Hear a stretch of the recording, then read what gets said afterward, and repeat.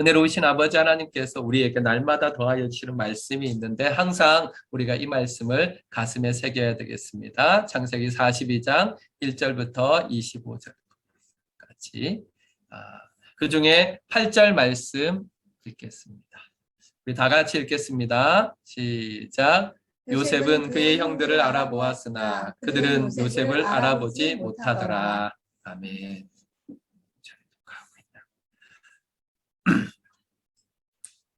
자, 오늘 설교의 제목은 고난이 닥쳐올 때입니다. 고난이 닥쳐올 때. 네. 원래 설교 제목을 고난을 두려워하지 마십시오 이렇게 하려고 했습니다. 고난이 닥쳐올 때 고난을 두려워하지 마십시오. 이게 이제 오늘 말씀의 주제입니다. 우리 참 큰 고난 가운데 들어와 있지 않습니까? 그런데 이 고난에 대해서 성도들이 어떻게 대해야 하는지 하나님께서는 성경을 통해서 미리 말씀해 주셨습니다. 그러므로 성도는 어떤 고난이 닥쳐올지라도 그 고난을 두려워하지 말아야 합니다. 렘브란트의 탕자의 귀환이라는 그림입니다.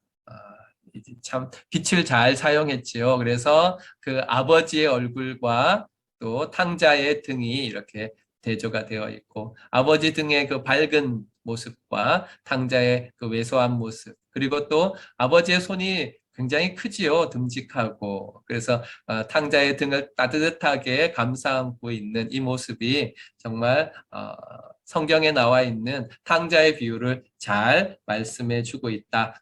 그림처럼 이렇게 그림으로써 보여주고 있다. 이렇게 생각합니다. 그래서 이 그림은 정말 아름다운 그림입니다.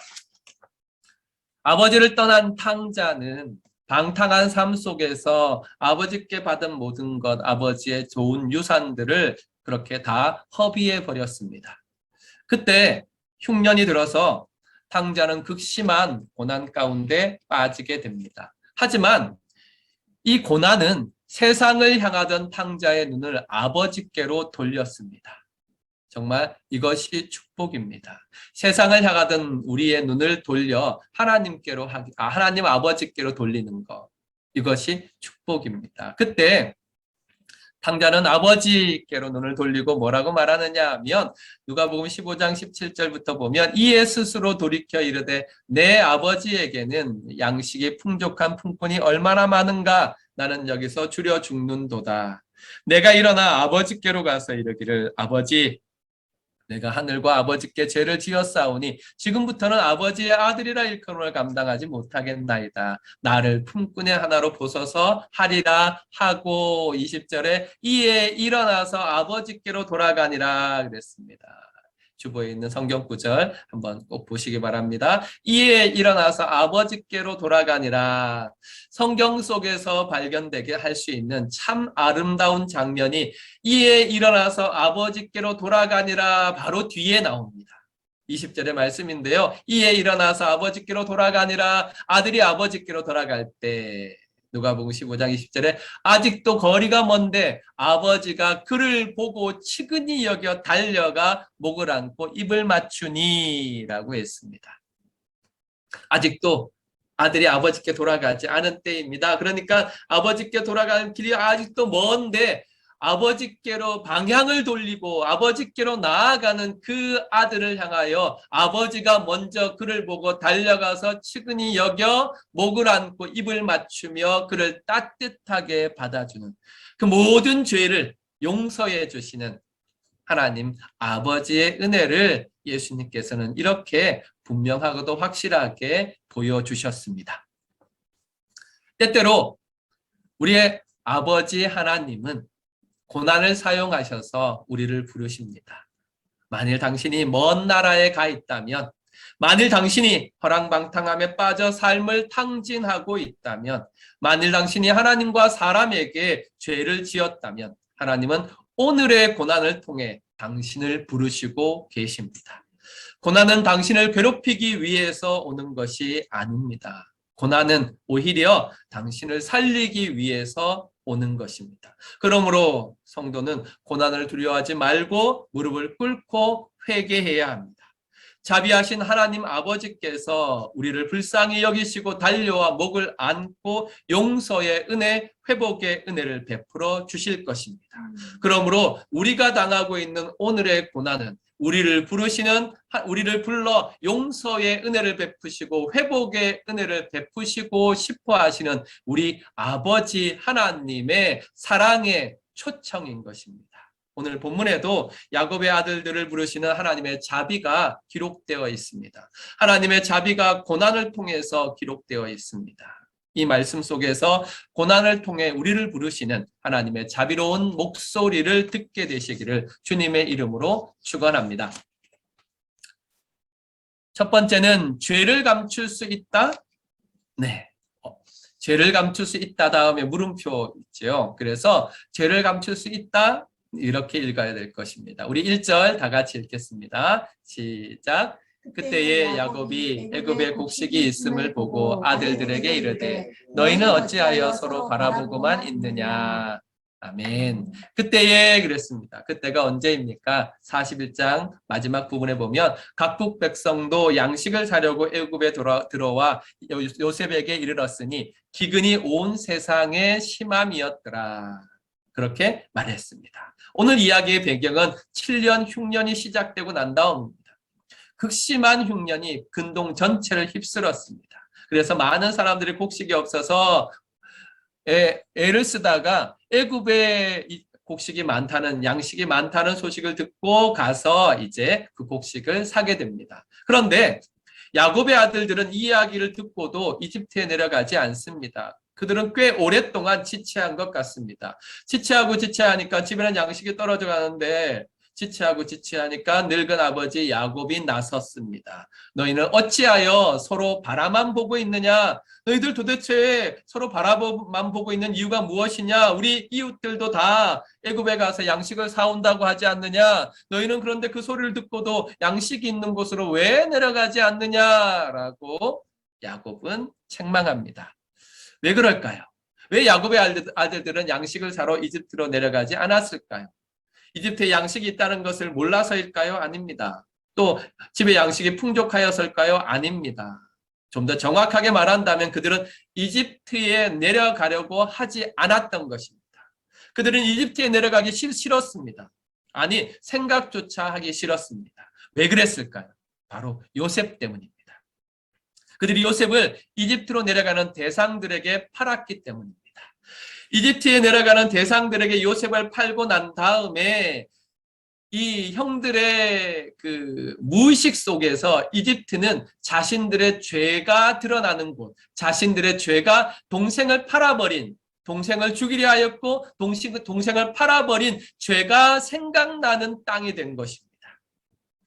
20년 동안, 벌써 20년이 20년 동안 감추고 덮고 덮었던 요셉을 판 죄가 드러나는 땅이 바로 이집트였습니다. 어쩌면 그들은 서로 이집트라는 말조차도 하지 않았을 것입니다. 형제들이 모였을 때 요새 이집트에라고 말하면 누군가 눈짓을 했을 것입니다. 에이! 이렇게 말했을 것입니다. 그래서 모두가 공감하여서 이집트는 생각도 하지 않고 그들이 지은 죄를 덮고 감추었습니다. 그러나 죄는 감출 수 없습니다. 죄가 주인을 찾아다니기 때문에 그렇습니다. 죄는 절대로 감추어지지 않습니다. 죄가 주인을 찾아다니기 때문입니다. 죄가 땅에서 소리를 지른다 그랬습니다. 창세기 4장 10절에 하나님께서 가인에게 묻습니다. 내 아우가 어디에 있느냐? 아벨이 어디에 있느냐? 물었습니다. 그러자 가인이 퉁명스럽게 대답합니다. 제가 제 아우를 지키는 자입니까? 그렇습니다. 아우를 지키는 자입니다. 그런데 감추고 덮으려 했던 것이죠. 가인이 자신의 죄를 감추고 덮으려 했습니다. 그러나 하나님께서 묻습니다. 하나님께서 뭐라고 말씀하십니까? 내가 무엇을 하였느냐? 내 아우의 핏소리가 땅에서부터 내게 호소하느니라. 나한테 들리고 있다. 땅에서 아벨의 피의 소리가 내게 들리고 있다. 그렇게 말씀하셨습니다. 기근으로 말미암아 그들은 생각하기도 싫은 땅 이집트로 내려가야만 했습니다. 하나님께서는 기근을 사용하셔서 요셉의 형들의 덮어두었던 그들의 죄 앞에 증명할 수밖에 없도록 만드셨습니다. 그러나 기억하십시오. 죄가 감추어지는 것이 은혜가 아니라 죄가 드러나는 것이 은혜입니다. 왜냐하면 죄는 덮어서 해결할 수 있는 것이 아니기 때문입니다. 죄 문제는 고백되고 용서받아야만 해결됩니다. 곧 회개 없는 용서 없습니다. 또한 용서 없는 구원, 용서 없는 화해 없습니다. 그러므로 죄는 고백되어져야 하고 용서되어져야 합니다.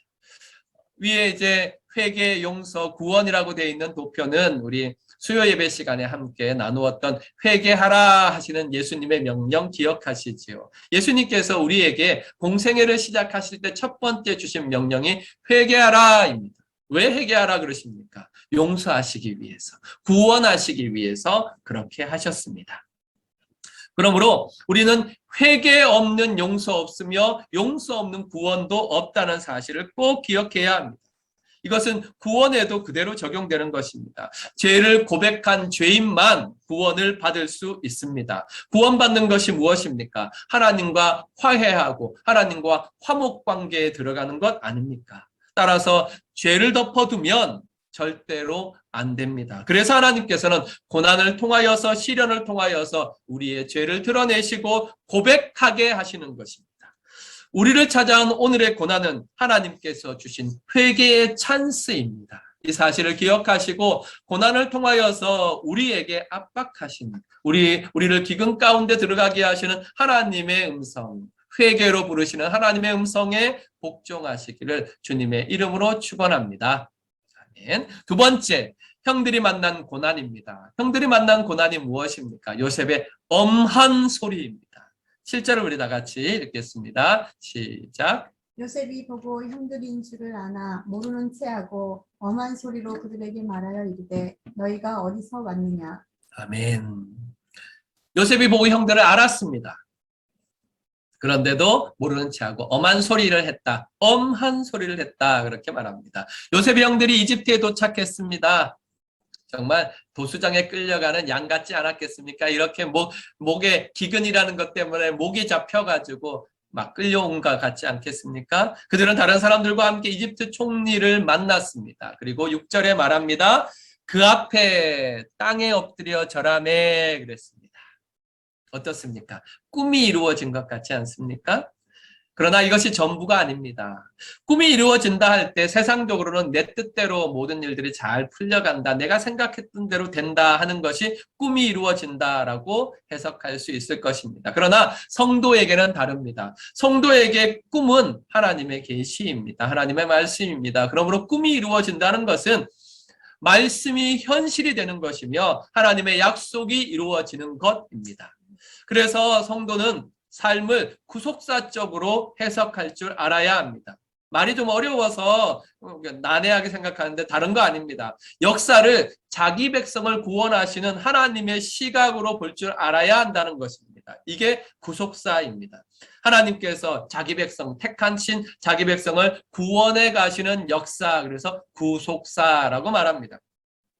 그러므로 성도가 가져야 되는 역사관, 구속사적인 역사관이라고 말할 수 있는데 구속사적인 역사관의 핵심은 무엇이냐 하면 세상 역사의 중심은 예수 그리스도의 구속사이다, 구원의 역사이다 하는 것입니다. 하나님께서 요셉에게 준 꿈은 요셉 한 사람을 높이는 것으로 끝나지 않습니다. 그게 궁극적인 목적이 아니라 지난주에 말씀을 나눴습니다. 그럼 무엇이 목적입니까? 요셉을 세워서 언약 백성 이스라엘을 구원하시는 것이 하나님의 일하심입니다. 뿐만 아니라 언약 백성 이스라엘을 구원하심을 통해서 세상에 택하신 자들을 불러내시는 것, 구원하시는 것이 하나님의 구속사의 모습입니다. 그러므로 요셉이 총리가 되었고 형들이 그 앞에 무릎을 꿇은 것이 꿈의 완성이 아니라 하나님께서는 이 일을 통하여서 하나님이 언약하신 이스라엘 백성들을 구원하시고 나아가서 택하신 하나님의 백성들 세상 가운데서 불러내시는 구속의 역사가 진행되는 것, 이것이 바로 하나님의 뜻입니다. 그러므로 요셉의 꿈은 아직 진행 중입니다. 하나님의 구속사도 아직 진행 중입니다. 이것이 42장부터 44장까지가 존재하는 이유입니다. 42장부터 44장까지 소설적인 부분을 볼 때는 드라마틱하고 아주 재미있습니다. 하지만 우리가 그 안에 있는 구속사적인 의미를 이해하지 못하면 다르게 해석할 수 없습니다. 그것이 무엇이냐 하면 바로 요셉은 이집트에 내려온 형들에게 자기를 바로 밝히지 않습니다. 왜 그럴까요? 왜 자기를 내가 요셉입니다 라고 밝히든지 내가 요셉이야 너희들 나를 팔았지 이렇게 밝히지 않습니다. 그리고 42장부터 44장까지 3장에 걸쳐서 엄한 소리와 감옥에 가두는 격리와 알 수 없는 행동으로 몰아붙입니다. 형들을 몰아붙입니다. 형들이 정말 이게 도대체 무슨 일이지 하고 어안이 벙벙할 정도로 몰아붙입니다. 이것은 요셉이 자기의 권력을 사용하여서 개인적으로 복수하려는 것이 아닙니다. 요셉은 하나님의 뜻을 알고 있었습니다. 하나님께서 형들을 구원하실 때, 형들을 구원하셔서 하나님의 백성으로 삼으실 때, 이스라엘로 세우실 때 반드시 필요한 것, 그것은 고난을 통해서 죄를 고백하는 것입니다. 그들 안에 있는 죄를 먼저 고백함으로 말미암아 하나님의 공의가 이루어져야 한다는 사실을 요셉은 알고 있었습니다. 요셉에게 고난이 꿈을 이루는데 필수 과정이었던 것처럼 형들에게도 그들의 구원을 이루는데 고난이 필수 과정이었습니다. 하나님께서는 그들이 고난을 통하여 죄를 고백하기를 원하셨습니다. 그리하여 하나님의 공의가 이루어지도록 하셨습니다. 이렇게 구속사적인 눈으로 보지 아니하면 요셉의 행동을 우리는 전혀 이해할 수 없습니다. 본문에서 요셉의 마음을 이해할 수 있는 힌트들이 여러 가지가 있는데 그 중에 한 가지를 들면 8절에 보면 요셉은 그의 형들을 알아보았으나 그들은 요셉을 알아보지 못했다 그랬습니다. 20년의 세월이 지났어요. 20년의 세월이 지나서 형들도 또 요셉도 오랜만에 만났습니다. 자, 어떻습니까? 그러면 20년 만에 만나면 형제를 못 알아볼까요? 절대로 그럴 수 없습니다. 우리 예전에 기억나십니까? 누가 그 사람을 모르시나요? 이 이산가족들이 만날 때 아주 어릴 때 30년, 40년 지나고도 보자마자 알지 않습니까? 그런데 신기하게도 요셉은 그의 형들을 알아보았으나 그들은 요셉을 알아보지 못했다 그랬습니다. 형들은 왜 요셉을 알아보지 못했겠습니까? 그것은 요셉이 변화되었기 때문이 아닙니다. 그들은 요셉에 대해서 감추고 덮고 싶어서 잊어버리고 싶었습니다. 무의식적으로 요셉의 존재를 다 지워버렸던 것입니다. 그러나 요셉은 형들을 바로 알아보았습니다. 왜 그랬습니까? 요셉은 하나님의 구속의 역사를 알고 형들이 반드시 애굽으로 올 것을, 반드시 이집트로 올 것을 알았습니다. 그래서 형들을 기다렸던 것입니다. 기다리고 기다리던 형들이 바로 앞에 왔으니 요셉이 어떻게 못 알아보겠습니까? 요셉은 자신을 먼저 보내셔서 형들을 구원하시려 하시는 하나님의 뜻을 알고 기다리고 있었기 때문에 형들이 오자마자 딱 알아봤습니다. 사실 생각해 보십시오. 외국에서 양식을 사러 오는데 총리가 일일이 다 만나볼 필요가 무엇이 있겠습니까? 요셉은 기대하면서 형들이 오기를 기대하면서 총리임에도 불구하고 양식을 사러 오는 사람들 한 사람 한 사람을 다 만나보았고 이제 그 중에서 기다리는 형들을 만나게 되었습니다. 요셉은 의도적으로 엄하게 말합니다. 의도적으로 정말 엄하게 말합니다. 그들을 정탐꾼이라고 했습니다. 형들에게 서리빨 같은 목소리로 몰아붙입니다. 이 서슬퍼른 고난의 찬바람은 형들의 가슴 속에 꽁꽁 감춰두어 있던 죄의 허물들을 하나하나 벗기기 시작했습니다. 인생에서 우리에게 부당하게 주어지는 형벌은 없습니다. 하나님은 죄를 드러내시기 위해서 고난을 사용하십니다. 그 고난을 통과한 후 우리는 고백하게 됩니다. 그래서 시편 119편 67절에 이렇게 말합니다. 고난당하기 전에는 내가 그릇 행하였더니 이제는 언제입니까? 고난을 당하고 난 다음에 내가 주의 말씀을 지키나이다 이렇게 고백했습니다. 우리 앞에 닥친 고난을 두려워하지 말고 오히려 감사함으로 그 속에 담겨있는 하나님의 뜻, 그 속에 담겨있는 하나님의 초청에 귀를 기울이시고 회개하며 나아가시는 축복이 우리 모두에게 있기를 주님의 이름으로 축원합니다. 세 번째입니다. 형들의 고백입니다. 형들이 뭐라고 고백합니까? 형들의 고백은 1차 고백과 2차 고백으로 나뉩니다. 요셉의 아빠 앞에 형들은 자신들의 일을 이야기하기 시작합니다. 너희 정탐꾼이지! 라고 압박하는 요셉의 엄한 소리 앞에 형들은 자신의 이야기들을 내려놓기 시작합니다. 그 첫 번째 고백이 13절입니다. 우리 함께 읽어보겠습니다. 시작. 그들이 이르되 당신의 종 우리들은 12 형제로서 가나안 땅 한 사람의 아들들이라. 막내 아들은 오늘 아버지와 함께 있고 또 하나는 없어졌나이다. 아멘. 그들이 한 가족임을 고백합니다. 아닙니다. 우리는 한 가족입니다. 한 아버지 아래에서 우리 형제들이 다 왔습니다. 우리 형제들은 12입니다. 이렇게 이야기한 이유가 무엇입니까? 어느 나라도 한 집에서 11명의 형제를 한꺼번에 다 뽑아서 첩자를 만들지는 않을 것 아닙니까? 그래서 이야기했습니다. 그러나 이 진술의 마지막에 의미 있는 고백이 담겨 있습니다. 무엇입니까? 또 하나는 없어졌나이다 입니다. 또 하나는 없어졌나이다. 이 고백을 할 때 형들의 마음이 어땠을까요? 그 또 하나가 누구입니까? 또 하나가 바로 요셉입니다. 또 하나는 없어졌나이다 이렇게 말하는 형들의 가슴은 덜덜덜덜 떨렸을 것입니다. 다시 생각하기 싫은 요셉의 이야기를 꺼낸 것입니다. 죽었다거나 잃어버렸다거나 그렇게 말하지 않습니다. 없어졌나이다. 죄의 결과를 이야기하긴 하지만 무의식적으로 자신들의 죄는 부정하고 마치 스스로 없어진 것처럼 지워진 것처럼 없어졌나이다 그렇게 이야기했습니다. 하지만 죄의 고백의 첫 물꼬를 텄습니다.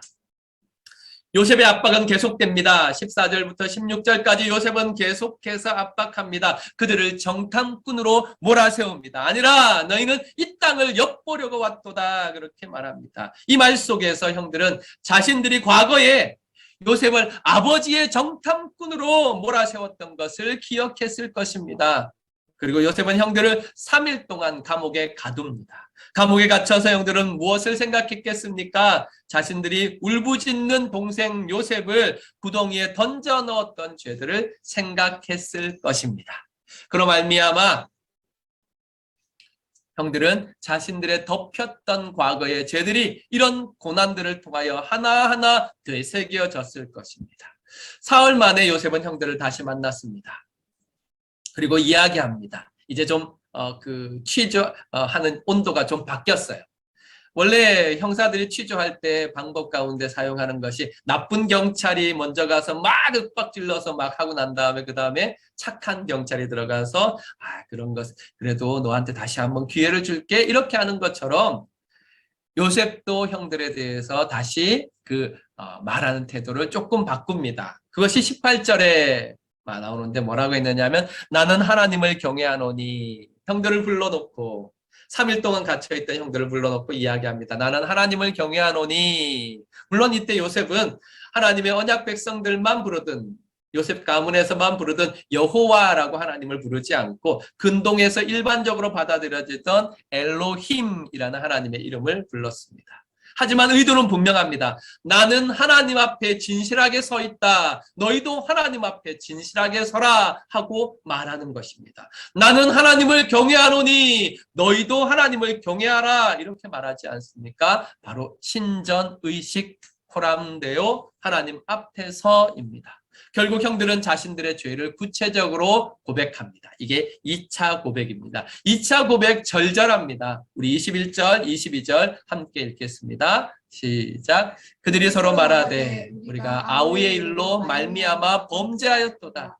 그가 우리에게 애걸할 때에 그 마음의 괴로움을 보고도 듣지 아니하였으므로 이 괴로움이 우리에게 임하였도다. 루벤이 그들에게 대답하여 이르되 내가 너희에게 그 아이에 대하여 죄를 짓지 말라고 하지 아니하였더냐. 그래도 너희가 듣지 아니하였느니라. 그러므로 그의 핏값을 치르게 되었도다 하니. 아멘. 형들 절절하게 고백하지 않습니까? 우리가 아우의 일, 누구? 요셉의 일로 말미암아 범죄하였도다 고백했습니다. 또 그의 핏값을 치르게 되었도다 고백했습니다. 물론 형들은 요셉이 이것을 알아듣는다는 것을 몰랐습니다. 둘 사이에 통역을 가지고 요셉은 이집트 말로 하고 그 통역관이 히브리 말로 번역했기 때문에 그렇습니다. 그 형들은 자신들이 이렇게 말할 때 요셉이 알아듣는다는 것을 몰랐습니다. 형들은 자신들 죄를 인정하고 자신들이 당하는 고난이 정당한 형벌이라고 인정하고 있습니다. 그러자 요셉은 그 소리를 듣고 나가 웁니다. 급히 나가서 울고 다시 돌아옵니다. 이것으로도 요셉이 지금 개인적인 복수를 하는 것이 아니라 하나님의 뜻을 따라 일하고 있음을 분명하게 알 수 있습니다. 죄를 용서받기 전에는 절대로 자유할 수 없습니다. 죄는 용서받아야만 합니다. 죄는 용서받기 전에는 우리에게 자유를 허락하지 않습니다. 고백하고 용서받을 때 참된 자유를 누릴 수 있습니다. 그래서 하나님은 성도들에게 고난을 허락하십니다. 고난의 채찍을 통하여서 우리 속에 감추어 두었던 죄를 기억하게 하시고 고백하게 하시는 것입니다. 그렇게 겸허히 무릎 꿇고 회개할 때 하나님은 용서의 은혜를 베풀어 주십니다. 그때야 죄 문제는 근원적으로 해결되고 죄인이 의인으로서 하나님과 화목하게 되는 것입니다. 이것이 회개의 축복입니다.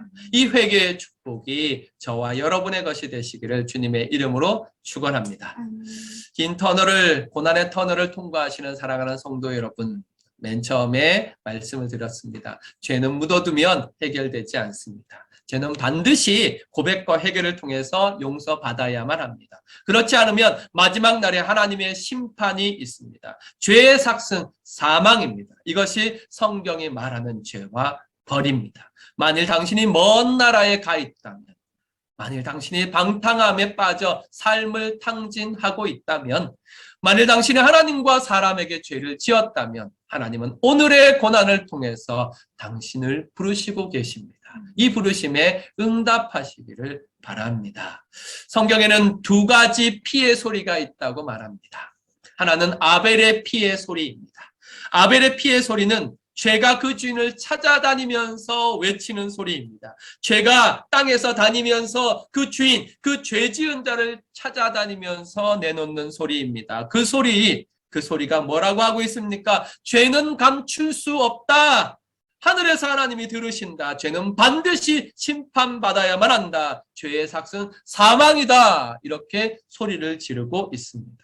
우리가 귀를 닫고 감추고 감춘다고 해서 그것이 지워지지 않습니다. 죄는 덮음으로써 해결되는 것이 아니라 죄는 고백되어서 하나님께서 용서해야만 해결되는 것입니다. 그러므로 이 죄의 소리에서 자유로울 수 있는 사람은 이 땅에 아무도 없습니다. 그러나 우리에게 소망이 있습니다. 또 다른 피의 소리가 있기 때문입니다. 그것은 바로 우리 주 예수 그리스도의 보혈의 소리입니다. 예수 그리스도의 보혈의 소리가 우리를 부르고 있습니다.